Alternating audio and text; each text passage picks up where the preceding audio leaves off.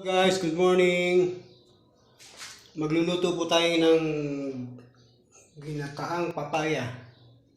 Yan po ang mga ingredients. Ito po yung ito po yung papaya. Ito po yung coco mama, heavy, sili, sibuyas, luya, bawang. Yan. Yan po yung mga gagamitin natin pag nagluto ng ginataang papaya. Yan. Yan guys, balik vlog muli tayo. Abangan nyo pagluluto ko ng ginatang papaya. Papakita ko mamaya sa inyo pag naluto na siya. Okay guys, subscribe my channel. Don't forget, mga viewers. Balik tayo mamaya pagkaluto na ito. Okay guys. Okay guys. Kuis guys. Ito na po siya. Sinala ko na po siya. Ayan, tinakpan po natin.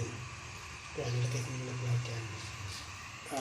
Pag kumulo na po yan, alam mo natin na maluluto na, saka natin nalagay ang siling green at yung pangalawang gata para masarap po siya, para naglalamis-lamis po.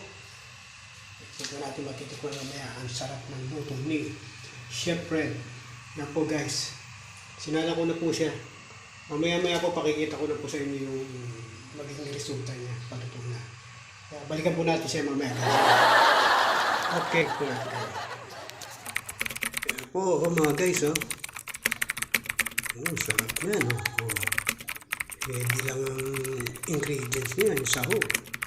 Ayan, tatlong malalaking sili. Salt na salt. Okay.